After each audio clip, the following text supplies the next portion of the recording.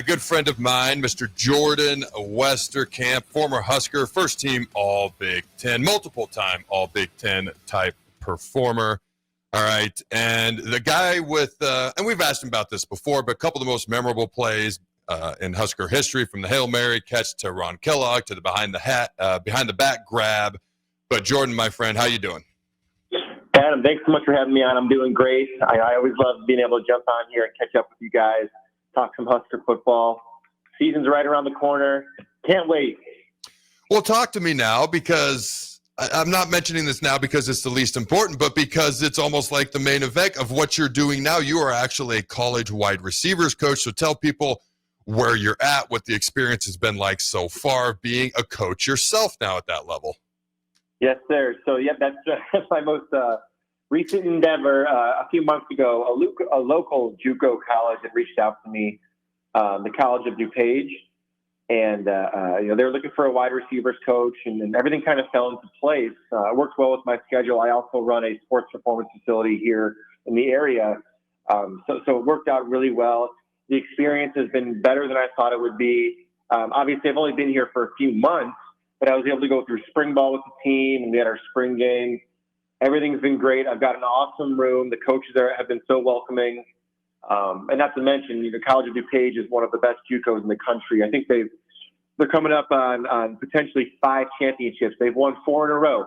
So coming up on potentially a 5th one this coming season. I'm looking to get myself some bling, a little championship ring. So it's been awesome so far. I've loved every single second of it. What a wonderful experience. I'm really looking forward to the season. Yeah, I was going to say 4-time defending national champions here. So that's pretty cool. So talk to me about being a coach at that level. Obviously, you played in college. Now you're coaching in college. What has surprised you about being a coach? I'm going to say from both ends of the spectrum. Like, what surprised you and excited you, and what are you kind of like, oh, this is a little different, and maybe it's something I want to work on, or maybe not the most enjoyable part, but it's part of the job. Like, what surprised you as a coach so far? 100%. Yeah. So like when I was a player, I wasn't like the most vocal guy. I led by action, and I was, 2-time captain at Nebraska, and a lot of that was just, by action, doing it right on and off the field. So for me, obviously being a coach, you have to get out of your comfort zone. You have to be vocal. You've got a room of, 12, 13, 14 guys, and with all sorts of different personalities, you got to find a way to manage that. So it definitely has pushed me outside my comfort zone, but for, my own personal growth, it's been one of the best things ever. I love my room. I love my guys. That's been awesome. So I wouldn't say that, that's unexpected. I expected it. But making sure I'm vocal and communicating my message the right way. That to me has probably been the most challenging thing. But I'm doing really well, and obviously I'm growing as a coach. I'm so brand new, but I've been able to take a lot of things that I learned as a player, from previous coaches. Shout out to Coach Keith Williams, Coach Dub, and Coach Fisher, my wideout coaches at Nebraska, because a lot of their philosophies I've taken with me, and I've carried it over to the other side of the spectrum as a coach now. And how I continue to develop my own personal touch to it. But those guys have had such a big impact on my philosophies. All right, man. As far as being a former Husker, how often are you able to make it back to a Nebraska, whether it's a practice, a game? And what's it like for you every time you're able to make it back to a practice and or a Husker game? Yeah, I unfortunately don't get back as much as I'd like to, but I was there not this previous April, but the April before for the coaches' X's and O's clinic, the year that they had Coach Belichick there, and then Coach Osborne spoke. And that was my first time back in a couple of years. Just, life's busy. But I got back then, and it was awesome. Man, Coach Rule and his staff they were so welcoming. It was terrific. I was able to essentially, go through all the facilities on my own. As a former player, they kind of gave me that leeway to walk around. And they were still there. There's familiar faces that still, work within the program. So I was able to catch up with some of those people. But, it was unbelievable. And not to mention, they had just finished their new weight room and all the other, stuff that they'd been working on. That entire, whatever it was, $120 million facility, which was absolutely nuts to see in person. It was a great trip back. I'm not sure when I'm going to be able to get back. I'm hoping as I look at the COD schedule here, find a bye weekend where it works up well with Nebraska and try to get out there and catch a game. But it's always, Lincoln's a second home for me. So whenever I can get back, it's always the best thing in the world. So as you look at Nebraska this upcoming season, obviously a lot of excitement when you look at the offensive side of the ball. Dana Holgorsen, new wide receivers coach here at Nebraska as well. D. Short, you got Raiola's year 2. When you look at the offense going into year 3 under Matt Rule, year 2 for Raiola, and kind of year 1.3, I'll say, for Dana Holgorsen, kind of what are your expectations for the offense here at Nebraska this upcoming football season? Yeah, you know what?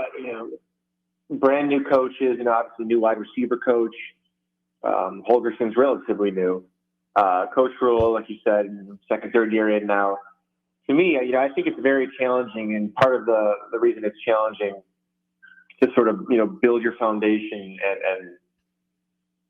and have guys build chemistry. It's really tough with the transfer portal now, because I'm looking at the wide receivers, and it's a lot of young guys or guys that have transferred in. So it's very difficult for those guys to get in, learn a system, and build that rapport between the quarterback. Obviously, Raiola, this will be a big jump for him this year, but a lot of these guys are younger guys or new players. So, that's tough, but I expect them to do better than last year. You've seen a steady increase in how Coach Rule has been getting it done. So I always have high expectations, but at the end of the day, you got to wait till that season's played, and then that's the true test. So we'll see. But there's a lot of question marks out there, especially at the wide receiver position. This might be the first year where I'm looking, and I don't know any of these guys. So some of these guys are gonna have to go out there, earn it, prove it, establish themselves. But expectations are always high. But at the end of the day, the games will be the true test. What would you consider a successful season at the end of this year? You look back and you're like, Nebraska did this and Nebraska did that, or Nebraska won X amount of games, or they didn't. What would you consider a successful season for Nebraska football this fall? So last year they got to a bowl game and they got it done. So I would just, a win or a couple more wins than last year, right? Just continue to build. It's a slow and steady process, and you got to trust the process. Definitely don't want to take any step backwards. So obviously, the bare minimum is make a bowl game always. But you'd hope and you'd like to see a relatively steady jump this year. So again, we'll see. There's a lot of moving parts. It's not as easy as everybody thinks on the outside, but we'll see. But yeah, just a little bit better than last year. So we had literally just talked about recruiting right before we went to break, and then brought you on. So now, as we mentioned, you're a college football coach at the JUCO level. But what's your experience been like recruiting from a coach's perspective? Yeah. So I still being relatively new, I kind of joined as they were closing up on the 2025 class, but I was able to still tap into it. But I'm still growing in that part of my job. But it's been, I never thought that I'd be pulling up some kid's huddle tape, and looking at it and starting to evaluate it. But it's cool, it's unique, and then again, it's just the whole other side of the spectrum from player to coach. It's been a good deal. I have things that I personally look for in a wide receiver. So as I evaluate tape, I'm looking for certain things, but it's been pretty cool. This class coming in, I wouldn't necessarily say it's my class, because I didn't recruit any of these guys coming in. I've watched their tape since, but the big jump in recruiting for me will be next year's class when it's actually guys that I'm bringing in on my own. Jordan, I wanted to ask you real quick if you had a chance to kind of catch up with what Tommy Armstrong's been doing. It's kind of cool seeing him here locally with Omaha Beef, turn kind of a star in that league, and then even this past year kind of retired or stepped away and then returned to help them lead them to the championship game. Have you been able to follow that story at all? Yeah, I've seen it. Yeah, obviously, me and Tommy, we talk, not as much as we used to, just at distances, but we always check in with each other every once in a while. And I'm watching him on social media and all that stuff, and always commenting on his things. But yeah, I've been able to see that. He pulled a little, Michael Jordan-esque type move of retiring and coming back. But it's so good to see. Obviously, he loves football. Yeah, everybody knows that. He loves football. So it's so great to see him go back, doing something he loves, he's passionate about, and enjoying it. So I couldn't be happier for him and his family. He has 2 little ones. He's part of that dad life. He's doing his thing. I'm so proud of him, and obviously, I still talk to him all the time. But yeah, it's been really cool to see that. All right, my man. I appreciate you taking the time, and good luck next fall as you make your coaching debut. All right, Adam. I appreciate you. Thanks for having me on. And go Big Red.